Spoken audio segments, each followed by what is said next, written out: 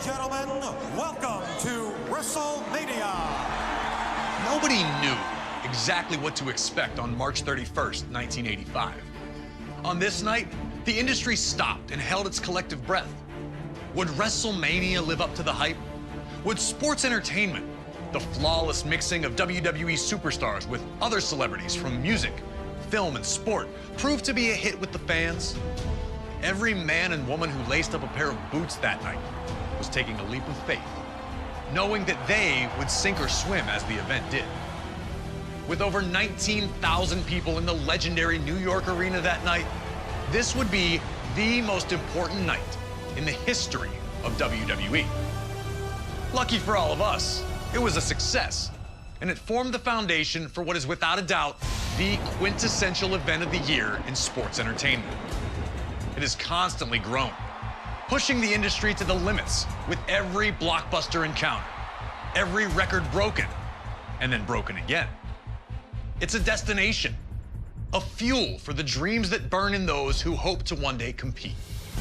Entire streaks have been built simply based on the results from that one event.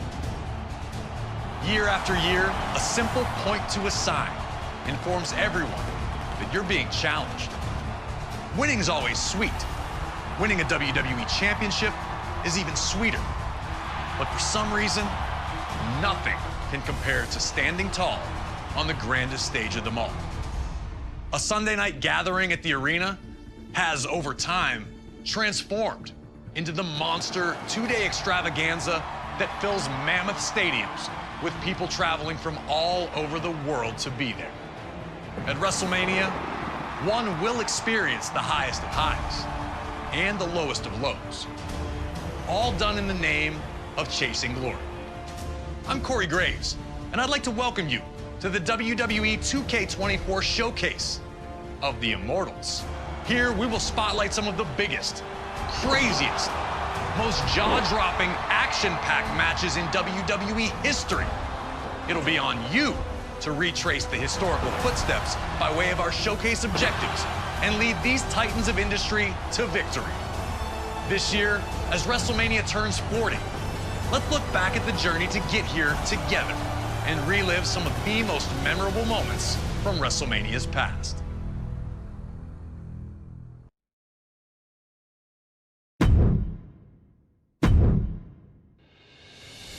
The first WrestleMania set the stage for everything that was to follow. All the way around the world. Now you know what it's all about, brother. Celebrities were out in full force, showing that this was the place to be. WrestleMania 2 pushed the boundaries, taking place in 3 different locations: New York, Chicago, and Los Angeles, delivering 3 huge main events.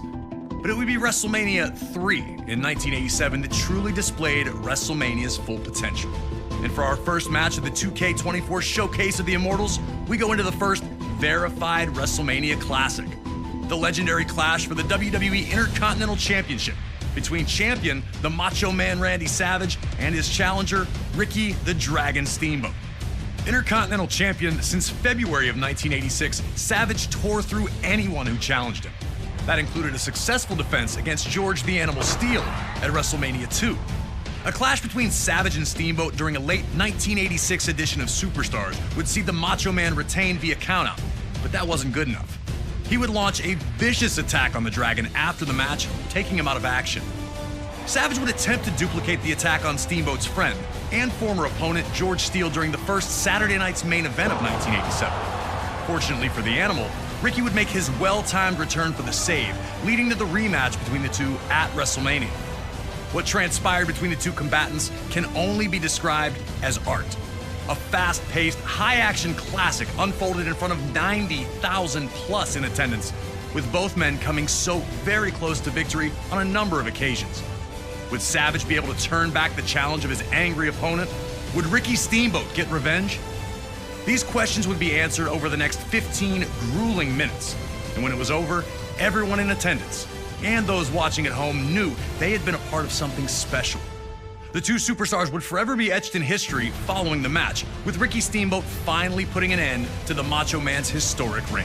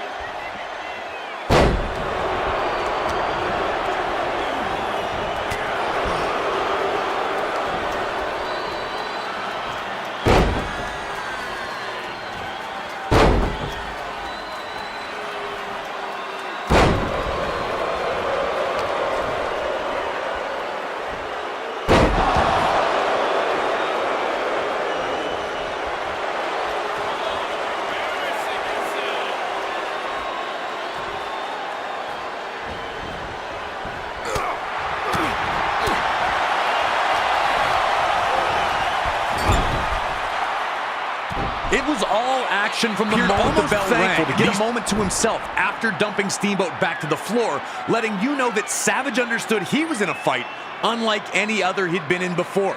Things were only getting started.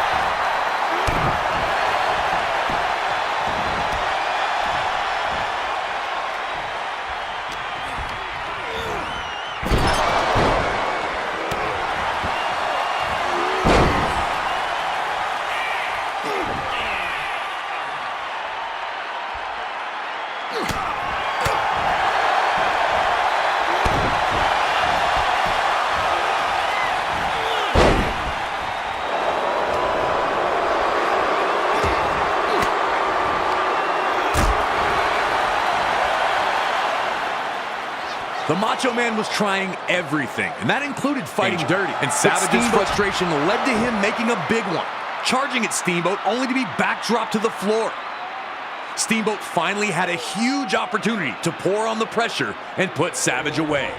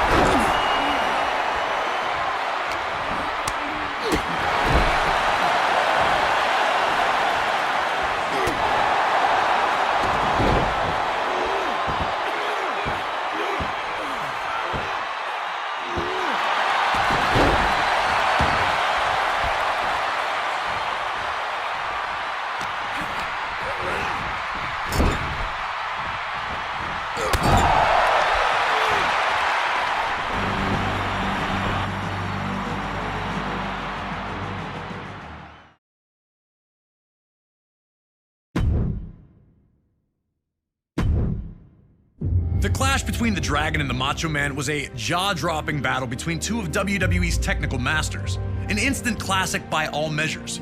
But when the dust had settled and after the smoke had cleared, after Steamboat was carted off proudly holding his Intercontinental Championship above his head, the realization set in. We still have Hulk Hogan against Andre the Giant.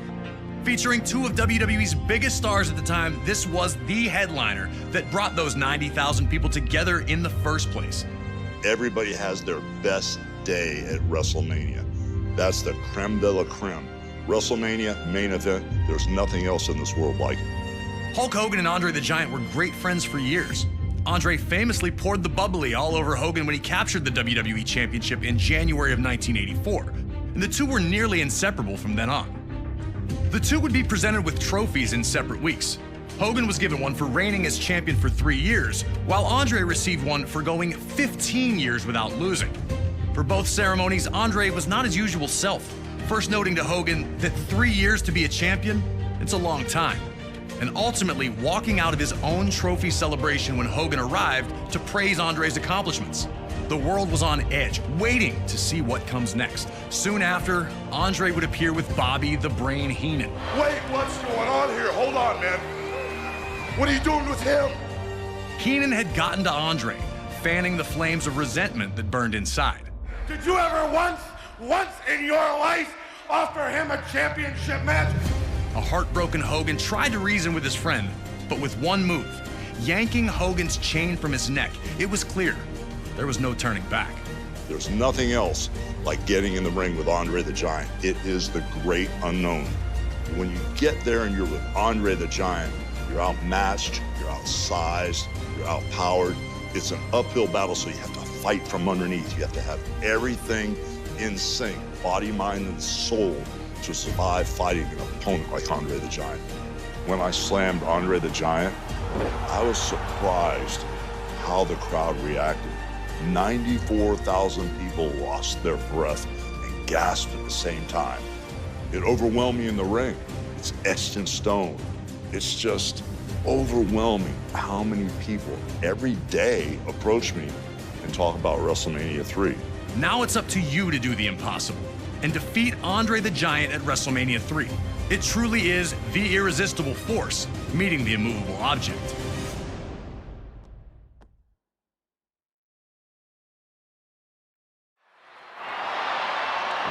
It felt like time stood still once the bell rang, and Hogan and Andre approached each other in the center of the ring. It was finally here. The reason all these people were in the arena. The dominant 3-year WWE champion Andre, and nearly losing the match in the process. Could Hogan slam Andre? Would he try it again? Did he hurt his back or his knees in that failed lift? Andre, thinking he'd won the match, would have to recompose and get back on the task of taking out the Hulkster.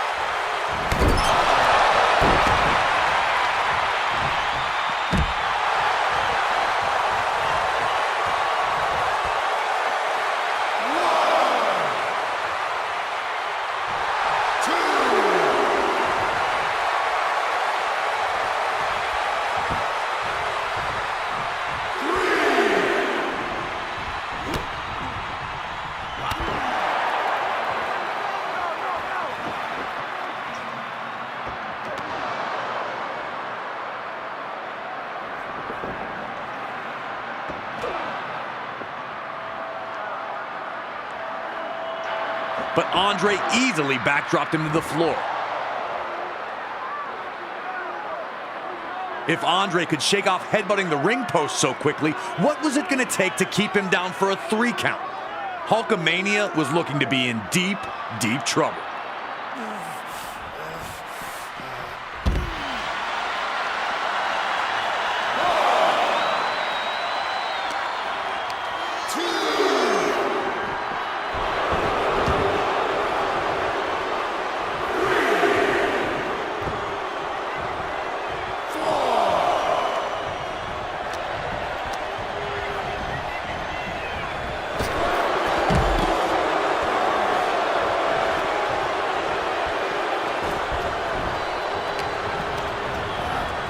That moment where Hogan finally takes Andre down with the clothesline. Nobody thought he could do it. One of the most magical moments in WWE history. Hogan was in full control of this match.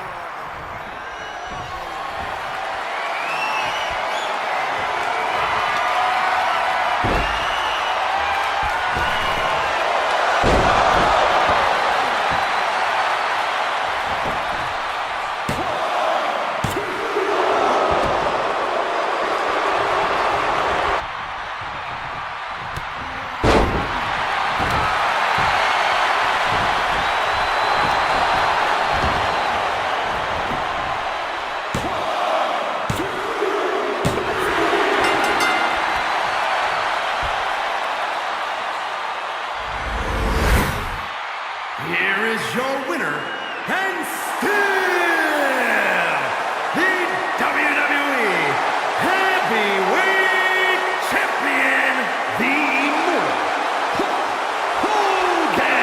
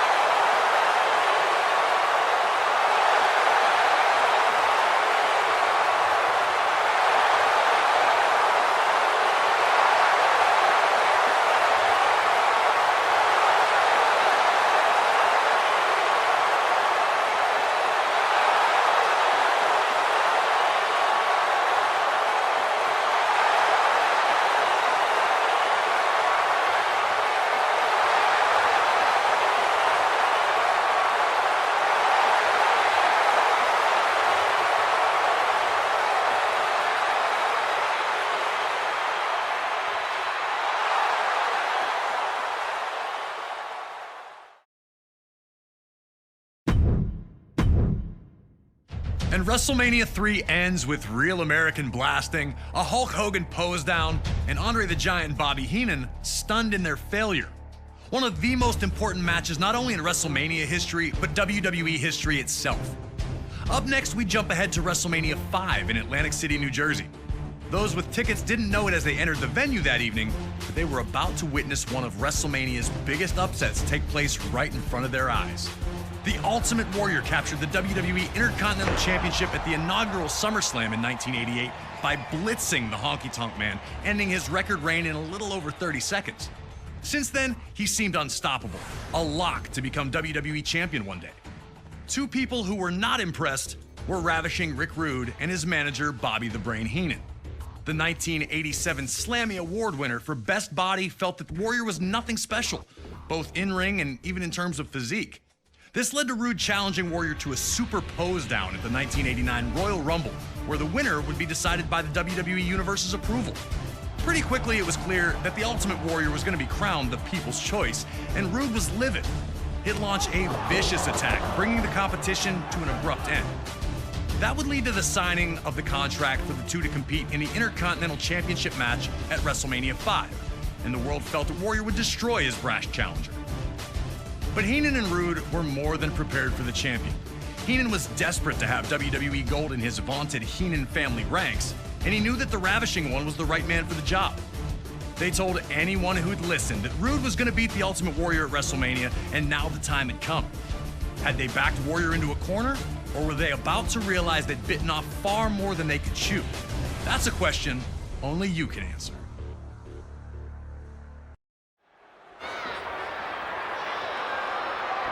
Ultimate Warrior had steamrolled his challenger in the opening moments.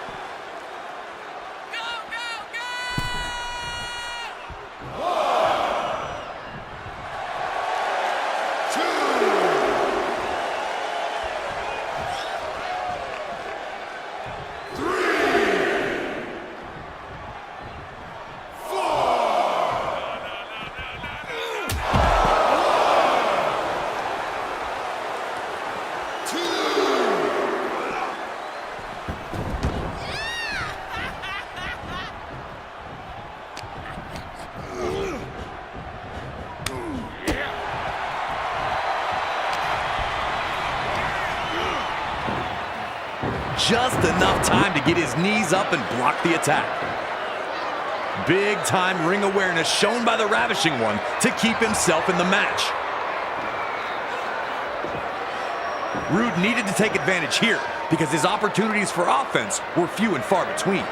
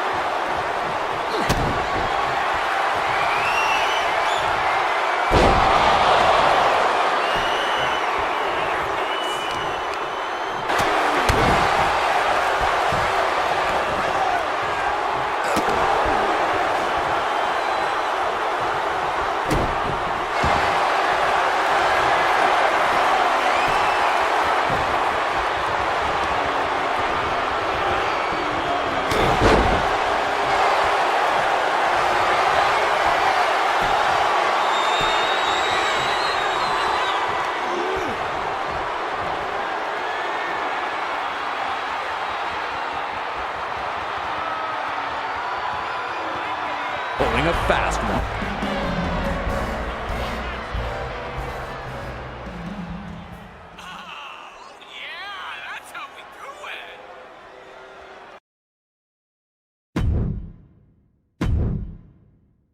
An arena left completely shocked as Ravishing Rick Rude pins the Ultimate Warrior to win the WWE Intercontinental Championship, with a little assist from his manager, The Brain. Hey, if the ref doesn't see it, he can't call it. Those are the breaks. With the crowd buzzing from the monumental upset, it was time for WrestleMania 5 to deliver its main event. The Macho Man Randy Savage defending the WWE Championship against his former best friend and Mega Powers partner, Hulk Hogan. Yeah, the Macho Man Randy Savage. Dig it. He was one of a kind. He was intense. He was a great athlete. Everything about him was 100% perfect for sports entertainment and professional wrestling. While the split of the Mega Powers was made official on a February 1989 edition of the main event, the cracks had been obvious to many long before that fateful night. Hogan and Savage's friendship had been beneficial to both, which was never more evident than the year prior at WrestleMania 4. On this evening, the vacant WWE Championship was to be decided in a 16-man, one-night tournament. In an absolutely brilliant display of athleticism and heart, the Macho Man would compete in 4 different matches to claim the championship. But it was in the final against the $1 Million Man Ted DiBiase that Savage would run into seemingly more trouble than he could handle. In DiBiase's corner was Andre the Giant. Throughout the match, Andre interjected, bringing Savage's offense to a halt, or distracting him for attacks by DiBiase. Eventually, Miss Elizabeth would run into the back, bringing Hogan out to restore some order. And Hogan's presence led to Savage's win with a perfectly timed chair shot that the ref didn't catch. Like I said before, those are the breaks. The Mega Powers would be locked in a heated rivalry with Andre and DiBiase, now known as the Mega Bucks, that culminated with their victory at the very first SummerSlam. Around this time, though, it appeared Randy Savage was jealous of the closeness between Hogan and Elizabeth. Some on commentary would mention it, but many were quick to dismiss that there was any tension between the two. Things got worse at the 1989 Royal Rumble when Hogan eliminated Savage, some claim accidentally, which infuriated the Macho Man. Everything came to a head at the main event 2 on February 3rd, 1989. The Mega Powers would compete in tag team action, looking to show the bond was still strong. After Miss Elizabeth was caught up in the action, Hogan would take her to the back for medical attention, leaving the Macho Man alone. Upon his return to the match, Hogan would extend a hand to tag in, but would instead be slapped in the face by an enraged Randy Savage. A post-match altercation in the locker room would make it official. The Mega Powers were dead, and a clash was inevitable. Soon after, Hogan would lay down the challenge for WrestleMania 5. In a final twist, Miss Elizabeth would side with neither man, insisting that she'd be ringside in a neutral corner instead, offering to help either if they needed it. We were able to sit down with Hulk Hogan to talk about the night the Mega Powers exploded. The lines were so blurry between reality and what we were trying to accomplish. He was madly in love with his wife, Elizabeth, for real.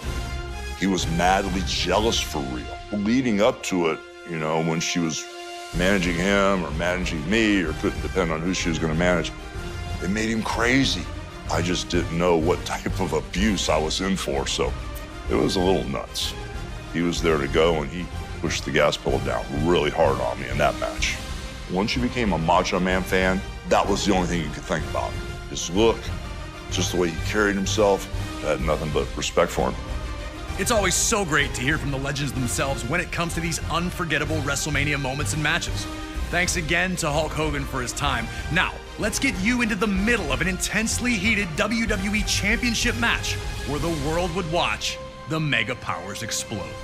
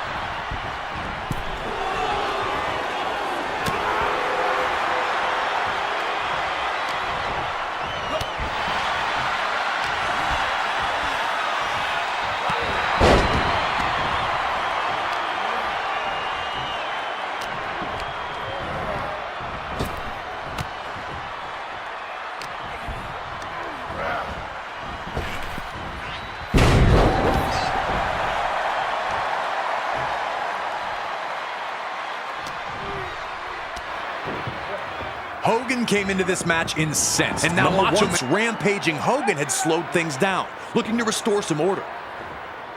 The Macho Man's actions sent a clear message that anything goes and anyone would be fair game.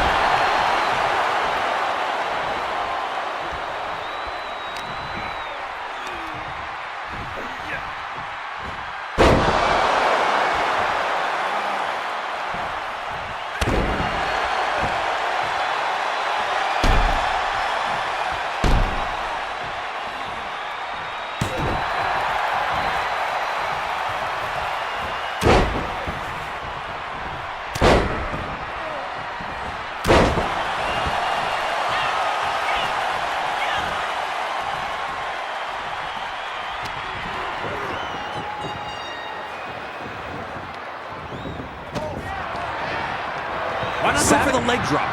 Hogan's flash of offense is extinguished as quickly as it started, and Randy Savage seemed to have Hogan on the brink of exhaustion in their mega power collision.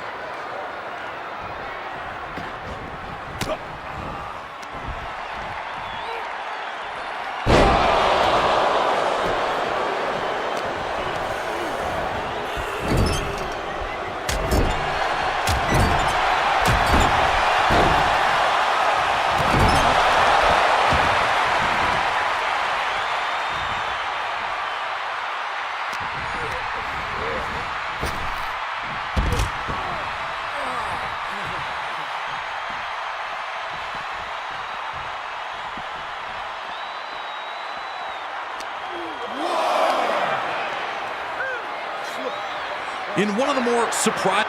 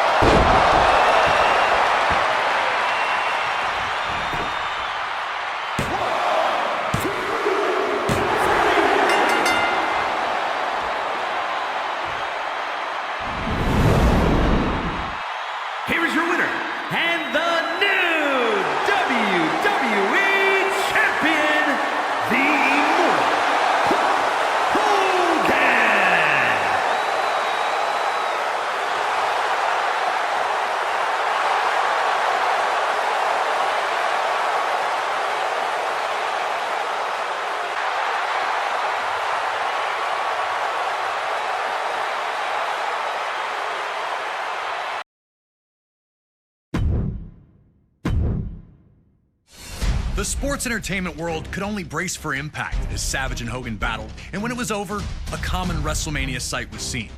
Hulk Hogan celebrating in the ring with the WWE Championship back in his possession.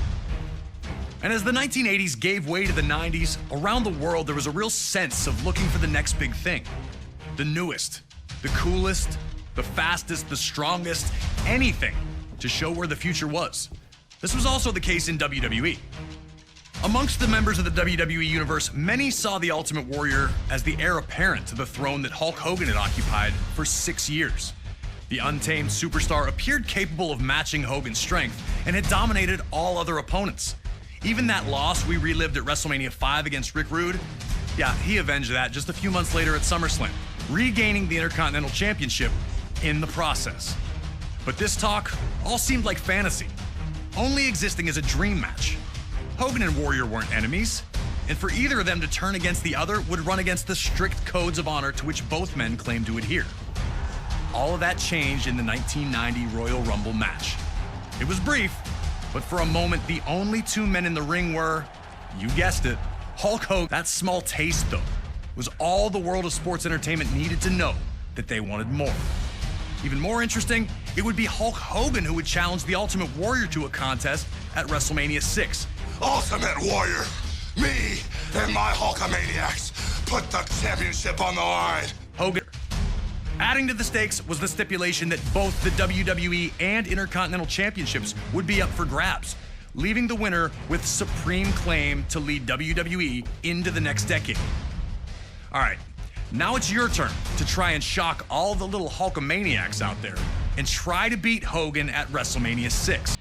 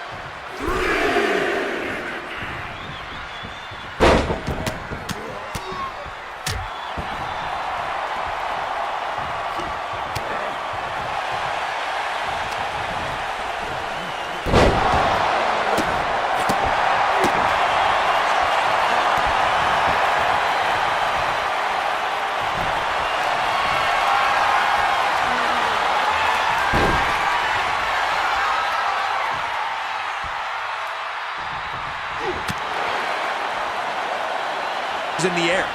Seeing Hogan struggle like this wasn't something the WWE Universe was used to. After the clothesline sent him crashing to the floor, Hogan appeared to hurt his knee, the last thing he needed. Ultimate Warrior was here to prove that his hype was real. Warrior was going to run right through Hogan at this pace.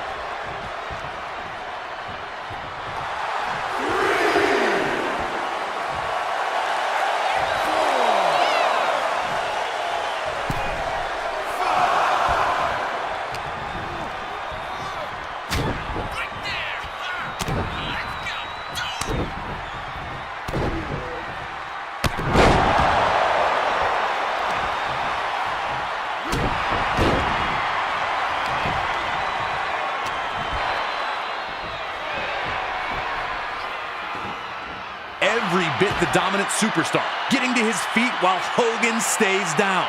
The Hulkster was running out of magic. Could he find one more iconic comeback?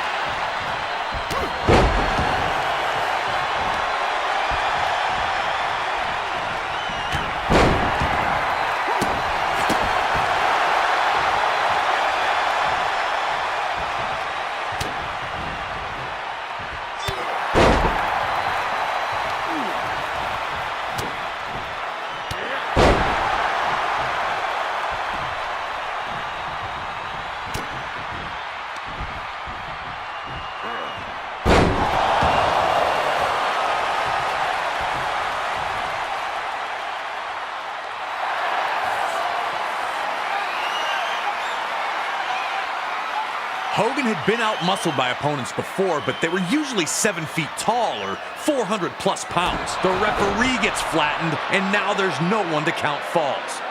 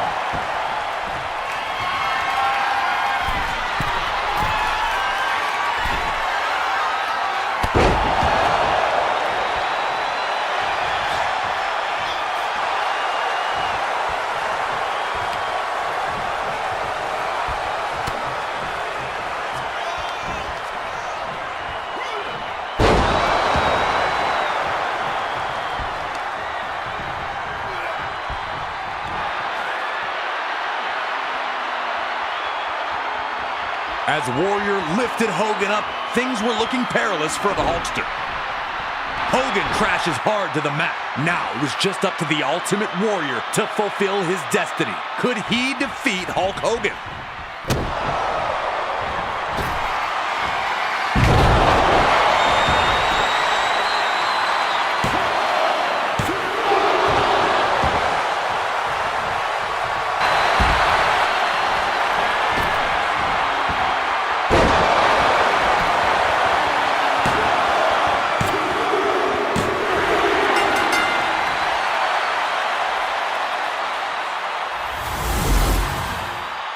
Ladies and gentlemen, here is your WWE Intercontinental and the WWE Champion, the Ultimate Warrior!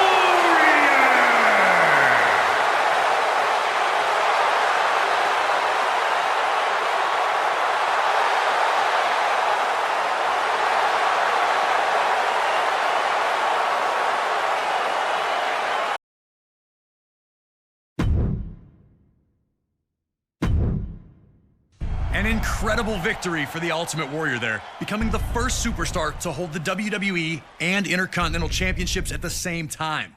A truly historic feat on the grandest stage of them all. A victory that signaled a new wave of change that was about to hit all of WWE. Rejoiced for Hot Rod as the fiery superstar showed true emotion in the moment, revealing how much it meant to him. Once the most reviled man on the roster, he was now appreciated for his authenticity. Everyone was happy for him, except for one guy. Bret the Hitman Hart had changed his status in WWE in the spring and summer of 1991. When his legendary Hart Foundation amicably split the team, Bret would use the opportunity to springboard up the singles rankings, winning the Intercontinental Championship at SummerSlam that year. Wanting to be an active champion, Bret faced off against all comers, finding victory each time out. Until a few nights prior to the 1992 Royal Rumble, when Hart lost the Intercontinental Championship. And before he could get a rematch, Piper had swooped in and won the thing. The last thing the Hitman wanted to do was ruin Roddy Piper's moment. The two were close. Piper had trained in the family dungeon and spoke glowingly of not only Bret, but his entire family. Indianapolis, Indiana. But Piper understood that many felt Bret lost that title at less than 100%. And that he'd have to defeat Hart and claim they'd keep it respectful. Most everyone understood what happens when you push Roddy Piper to the edge. And trying to take something from Roddy Piper is one way to do it, especially when it's the first title he ever held in WWE. And so it was Bret Hart's technical mastery against Roddy Piper's street fighting in an unheralded classic was produced by two absolute masters of their craft. Furious minutes of action unfolded between the two, each with near victories along the way. Blood, sweat, and tears was never more appropriate. The two gave their all on the goal of earning the WWE Intercontinental Championship. So, get in there and do your best to beat Roddy Piper to the punch. But beating Hot Rod is no easy task, even if you are the best there is, the best there was, or the best there ever will be.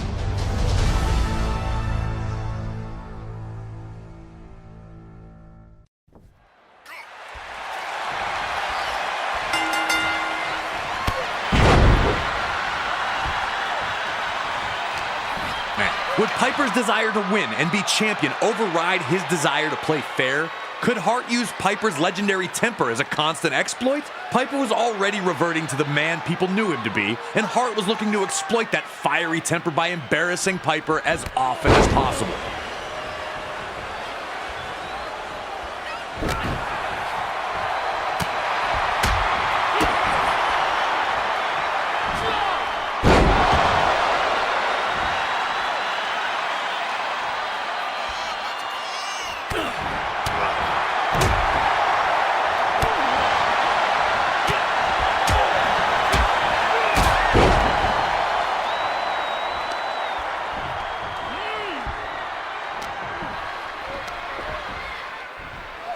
Piper continued to show glimpses of the old slapped the taste out of Hart for gold bricking, as Bobby Heenan famously called it, and this once friendly competition was turning into the heated brawl many figured it would become.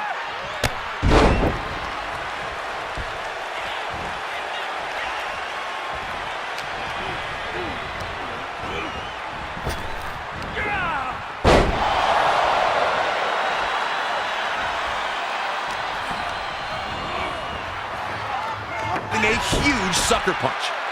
The gloves were off, and the two were in a fight for survival. Hart wanted to use little tricks, while Piper just suckered him with the old, your shoes untied. A huge shot from Piper, and it looks like the Hitman may be busted open.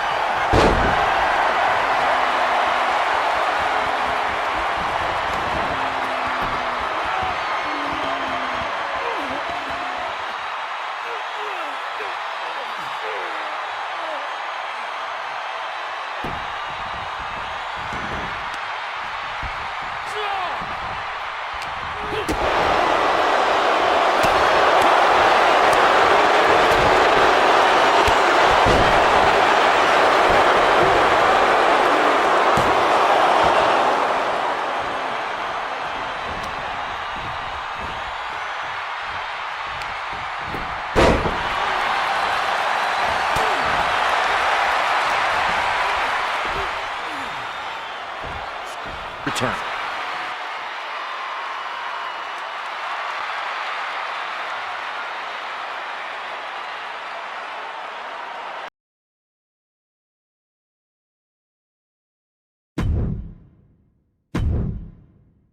A somewhat forgotten classic sees victory over Roddy Piper, and WrestleMania 8 sees a rare pinfall loss for Hot Rod. But an even rarer display of professionalism from him makes the moment all the more memorable. Up next on this WrestleMania train down memory lane, we go to WrestleMania 10 in New York City, and the first ladder match to ever take place at WrestleMania. Shawn Michaels captured his first Intercontinental Championship with a big win over the British Bulldog on Saturday night's main event in the fall of 1992. But in the fall of 1993, Michaels would be stripped of the championship due to inactivity. As the Heartbreak Kid watched from the sidelines, Razor Ramon would capture the vacant championship. At the 1993 Survivor Series, Michaels would announce that he was back, and that he only had one mission: to humiliate Razor Ramon, who he considered to be a fake champion. Having never been defeated in the ring, HBK still believed he was the rightful Intercontinental Champion.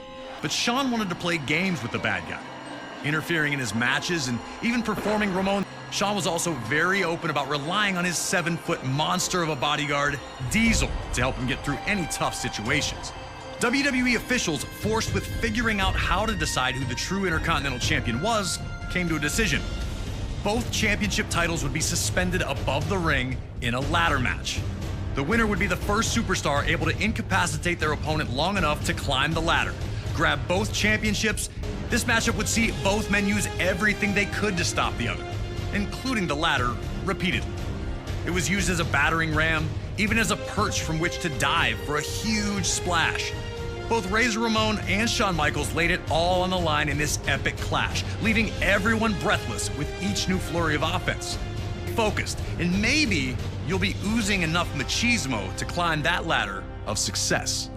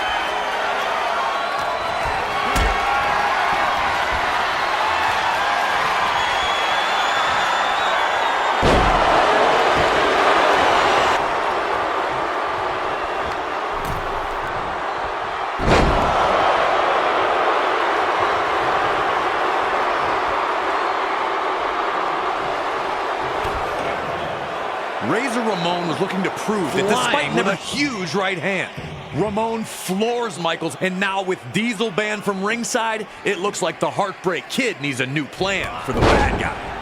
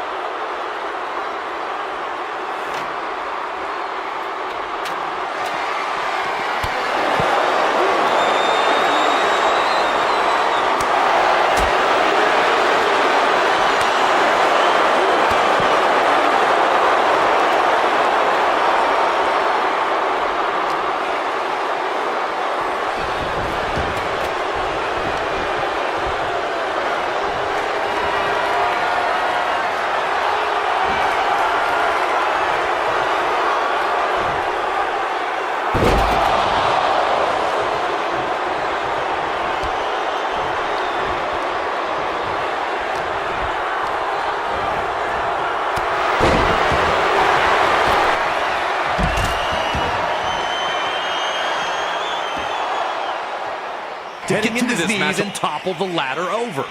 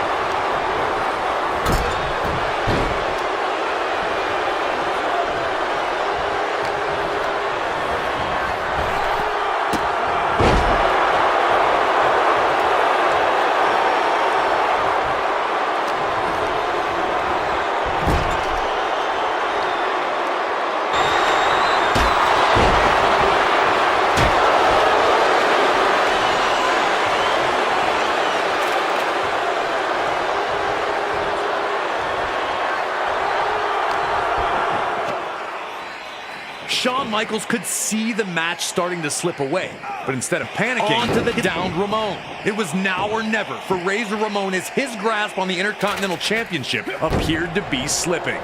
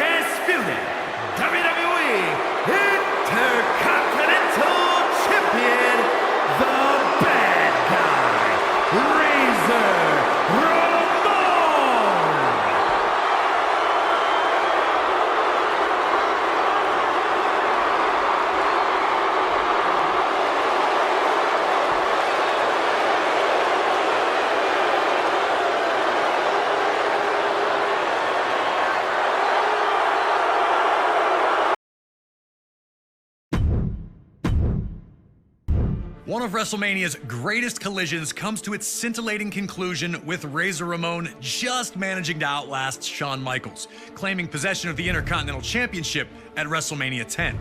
The latter match would open the door for future classics, like the TLC and Money in the Bank matches as well, forever sealing its place in WrestleMania lore. Our next match is another legendary moment that will live forever, as we head to WrestleMania 13. Rosemont, Illinois would play host to the most important night on the sports entertainment calendar. And on this night, a match that is the literal definition of an all-time classic unfolded. Bret Hart had been the face of WWE's new generation for years, proudly defending the WWE Championship against all comers and defending WWE's honor against its most heinous villains. After losing the WWE Championship to Shawn Michaels in WrestleMania 12's Iron Man match, the Hitman took some time off to consider his future options. When he returned, roughly 6 months later, there were drastic changes to the landscape of WWE's universe. Top among those was the rise of Stone Cold Steve Austin. The man who started the year off as Ted DiBiase's ringmaster would find freedom in his true identity, dropping his manager and finding superstardom in the wake of his 1996 King of the Ring tournament victory. Austin 316 says I just whipped your ass. WWE was trying to find its attitude, but the seeds of change were being planted in the fans who had rallied around Austin. His no-nonsense attitude had made him the ultimate anti-hero. This acceptance of someone who flaunted his breaking of the rules didn't sit right with the Hitman. When Bret made his return, he immediately challenged Austin, who was more than ready to answer the call. The two battled at 1996's Survivor Series, where Hart won in a masterful performance of a feverish back-and-forth battle. The loss only made Austin angrier, creating a single focus for him: to ruin Bret Hart's career. He'd eliminate Hart from the 1997 Royal Rumble match after officials missed Hart first eliminate Austin. The night after Hart captured the WWE Championship at Final Four, Austin would interfere in Hart's first defense on Raw, ending the reign before it could even get started. WWE officials would pit the rivals against each other in a no disqualification submission match. The loser would be forced to admit they were defeated by the better combatant. To make sure that order would be maintained, a special referee was assigned: the world's most dangerous man and former MMA champion, Ken Shamrock. And while Hart had the edge in submission wrestling, Austin was no slouch in that department. And he also had one other thing going for him: his promise to the world that he would never in a million years give up. Once the match started, these two unleashed months of hatred on one another. We were lucky enough to talk to the Rattlesnake himself, Stone Cold Steve Austin, to get his thoughts on this classic encounter. A lot of people think that the WrestleMania 13 match between myself and Bret the Hitman Hart is one of the best of all time. Certainly one of the best in all of WrestleMania. To me, it's a very special match because everything happened so magically, and specifically WrestleMania 13 cemented the legacy of who and what Stone Cold Steve Austin was. From start to finish, we started it off, we brawled out, we came back into the ring, we brought various factors from around the ring into the ring to use against each other. Some of the stuff backfired on me. It was full of chills, thrills, and spills. I gotta call a spade a spade. I mean, it is my favorite all-time match, and I've been to some classics. Always an honor to get to pick the brain of one of WWE's top-level legends. Thank you again to Stone Cold for talking with us about WrestleMania 13. Now it's on you to try and find a way to take out WWE's toughest SOB. Remember, there are no disqualifications, so use whatever you can, and maybe you'll find a way to get him to surrender. I just wouldn't recommend messing with the referee. Shamrock's ankle lock is nasty.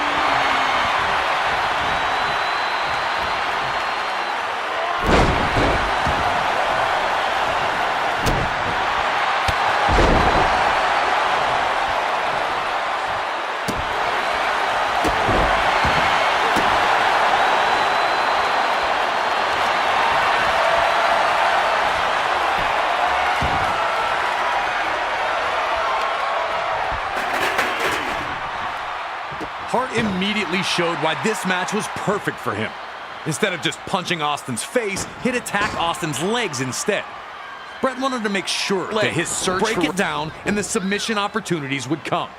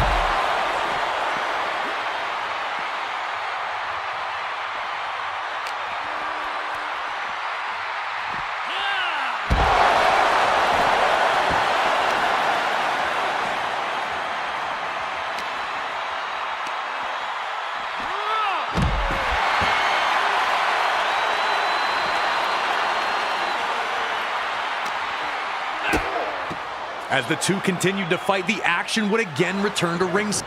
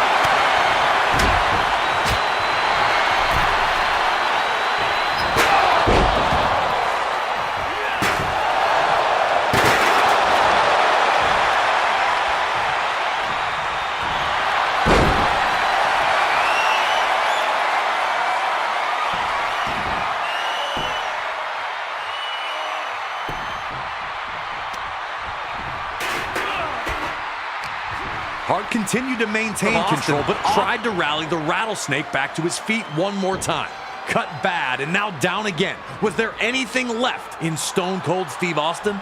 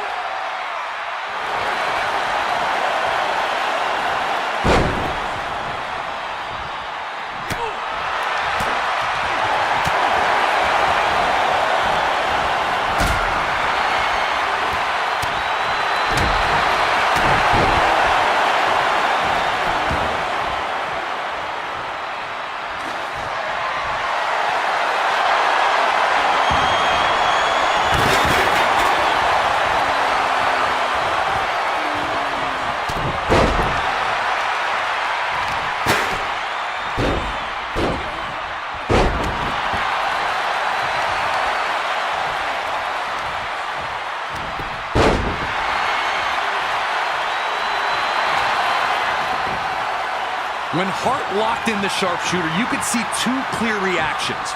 One group was loudly cheering, sure that the Hitman had